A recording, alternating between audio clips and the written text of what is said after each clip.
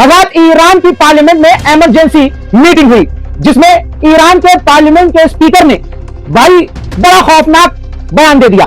मोहम्मद बागिर गलीबाफ ने वार्निंग दी है America Israel को और कह दिया है कि अगर अमेरिका ने ईरान पर हमला करने की कोशिश की, हिमाकत की, तो हम अमेरिका और इजराइल दोनों को निशाना बनाएंगे, दोनों की मिलिट्री साइट और शिपिंग साइट्स को निशाना बनाएंगे। हज़रात, इस धमकी की उम्मीद अमेरिका इजराइल को बिल्कुल नहीं थी। इस वक्त जो ईरान के हालात हैं, इसके बाद अमेरिका इजराइल को ऐसी धमकी देना एक्सपर्ट के मुताबिक बहुत खतरनाक है और हिम्मत वाली बात है। पहले वीडियो देखिए। مراقب باش مشاوره‌هایی که به تو برای حمله به ایران میدهند از جنس مشورت‌هایی نباشند که گفتی مشهد سقوط کرده است. لذا برای اینکه دچار خطای محاسباتی نشوی بدان که در صورت اقدام برای حمله به ایران هم سرزمین اشغالی و هم تمام مراکز و پایگاه‌های نظامی و کشتی‌های آمریکا در منطقه هدف مشروع ما خواهند بود و با این اعترافات صریحی که در قصد تجاوز نظامی به ایران کردی در چارچوب دفاع مشروع خود را محدود به واکنش پس از اقدام نمی‌دانیم و بر اساس نشانه‌های عینی تهدید اقدام خواهیم کرد. لازم بود این را به شما و به همه همپیمانانت در منطقه بگویم که اشتباه محاسباتی نکنید که پشیمانی سودی نخواهد داشت. الله اکبر، الله مرگ بر آمریکا، مرگ بر آمریکا، مرگ بر हज़रात, यही नहीं, आपकी स्क्रीन पर जो है यह है विश्वविद्यालय तेहरान के प्रोफेसर फवाद जादी। इन्होंने कहा है कि अगर ईरान पर ज्यादा दबाव डाला गया तो अमेरिका के ठिकानों पर अमेज़न के जंगलों की गहराई से भी मिसाइल दागी जा सकती है। उन्होंने कहा कि लैटिन अमेरिका को भी अमेरिकियों के लिए उतना ही असुरक्षित बना देना चाहिए जितना अमेरिका ने मिडिल ईस्ट को असुरक्षित बना दिया है। बयान सुनिए दोस्तों, बहुत बड़ी बात है ये। الان کشورهای آمریکای لاتین متوجه شدن به سری گاومیش مواجه هستن. ان شاء الله اون درسی که ما در رابطه مذاکره نگرفتیم اینا بگیرن، ان شاء الله بگیرن و متوجه هستن خودشون رو دفاع بکنن در مقابل حداقل تو 3 سال آینده که این آدم سر کار هست. خود کشورهای آمریکای لاتین متوجه میشن که اوضاع خرابه و این فرصت برای ما. یعنی ما در آمریکای لاتین باید چیکار کنیم؟ همون کاری که آمریکا تو منطقه ما کردن. ما رو برای ما ناامن کردن. ما باید چیکار کنیم؟ آمریکای لاتین رو برای آمریکا ناامن کنیم.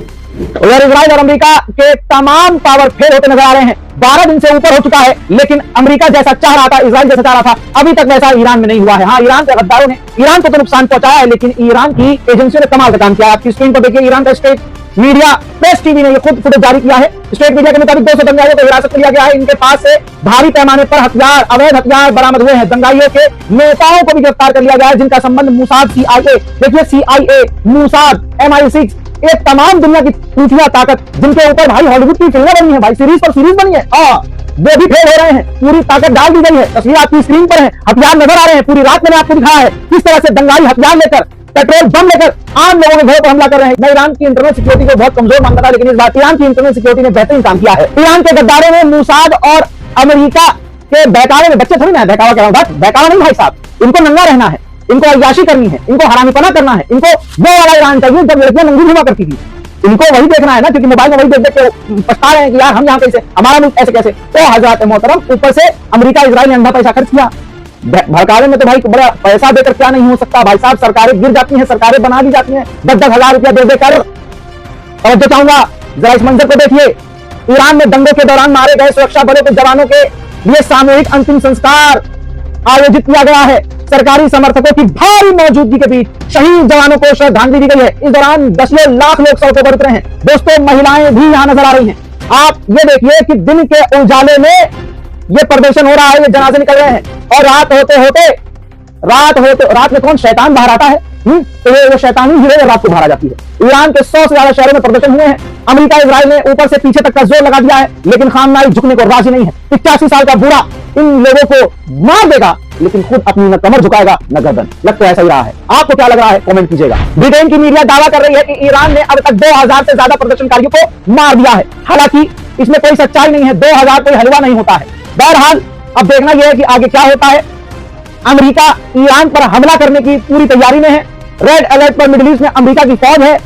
सैकड़ों अमेरिकी टैंकर, वो टैंकर जो फाइटर जेट को हवा से हवा में ही रिफिल करते हैं, मिडिल ईस्ट में तैनात हैं। अरब देशों के अंदर जो अमेरिका के सैन्य अड्डे, जो उसके फाइटर जेट हैं, वो भी बिल्कुल तैयार नजर आ रहे हैं। यकीन कीजिएगा, अरब के देश भी ईरान को धोखा देंगे फिलहाल अगर थोड़ा सा फ्रंट पर ईरान के साथ कोई है तो वो तुर्की है। बीती रात बीते कुछ घंटों में जिस तरह से उन आतंकवादियों ने, देश के गद्दारों ने ईरान में आगजनी की है, हमले किए हैं, 6 और पुलिस के ईरानियन जवान मारे गए हैं, शहीद हुए हैं। आजाद, मैंने एक वीडियो अपने दिखाया था रात में, अगर आपने नहीं देखा है तो मेरी क्या ही गलती है। उसके अंदर मैंने दिखाया था कि ईरान ने फुटेज जारी की है कि शाम होते होते ईरान के नौजवान जो है ड्रग्स ले रहे हैं। अब दोस्तों एक वीडियो ईरान ने जारी किया है आपकी स्क्रीन पर। इस वीडियो के अंदर ईरान ने कन्फेस करवाया है, इन आतंकी दंगाइयों ने गुनाह कबूल किया है और नौजवानों ने बताया है, वीडियो में कहा है, गुनाह कबूला है कि दंगे से पहले, प्रदर्शन से पहले हम ड्रग्स लिया करते थे जिससे हमें हिम्मत मिलती थी। तो समझ में आया ईरान में कौन क्या और कैसे करवा रहा है। इधर बुरी बात और खौफनाक खबर यह है कि इजराइल की मीडिया दावा कर रही है कि ट्रंप ईरान पर हमला करने वाला है।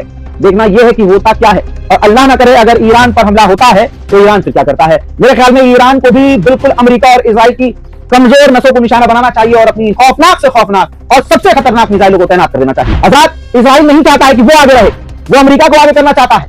अब देख, मेरे पास यह आ रहा है कि नेतन्याहू ने, जी हाँ, नेतन्याहू ने अमेरिका के विदेश मंत्री से फोन पर बात की है। हज़रात मोहतरम, फिलहाल के लिए इतना ही। जल्दी से इस रिपोर्ट को शेयर कीजिए, इससे पहले यह खबर पुरानी हो जाए। शेयर करते रहिए, दुआ में ईरान के लिए दुआ जरूर कीजिए, क्योंकि ईरान अकेला है। चाहे वेस्टर्न देश हो, चाहे मुस्लिम देश हो, कोई अमेरिका के आगे खड़ा नहीं होता। मुझे एक देश बता दो, और हमारे वाले की तो बात मत करो। मैं कम तो सी सार, ठीक है। तो अगर ईरान अकेला, इस्लामिक देश की तरफ मत देखो, आप ये देखो कि अमेरिका के आगे खड़ा होने की हिम्मत किसके पास। तो 85 साल का बूढ़ा झुका नहीं है अभी तक, ठीक।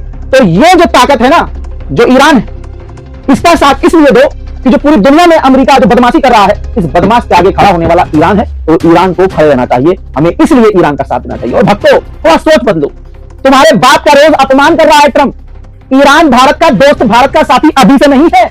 जब तुम अम्मा के इसमें थे ना, तब से ईरान भारत का साथी है। पता नहीं कौन सी नाजायज औलाद हो, गलत टाइम पर संभोग किया था, क्या मतलब गलत टाइम पर पैदा हुए, इतनी गली दिमाग के हो तुम। ईरान भारत का साथी है, भारत ईरान का साथी है। चाबहार पोर्ट हम इस्तेमाल करते हैं आधी दुनिया में सामान भेजने के लिए। चाबहार पोर्ट में भारत ने अंधा पैसा लगाया है, ये नजर नहीं आता तुमको। भारत ईरान के साथ बेहतरीन ट्रेड करता है और बेहतरीन फायदा उठाता है, और ईरान को भी हमसे फायदा होता है। हम ईरान से तेल भी लेते हैं, लेकिन तुम्हारा तेल सिर्फ मुसलमानों के नाम से निकल जाता है। हिंदू खतरे में है। अरे भाई, कहीं तो लॉजिक देख लो यार। जो ट्रंप मोदी जी का अपमान कर रहा है, भक्तों इस हिसाब से सोचो कि मोदी जी के अपमान का बदला ईरान में लेगा। एक आध मिसाइल मोदी जी के नाम की मार दे जंग के दौरान, लेकिन तुम्हें नहीं। तुम फाफा फाफा करते रहो, गौमूत्र पीते रहो। जय हिंद दोस्तों।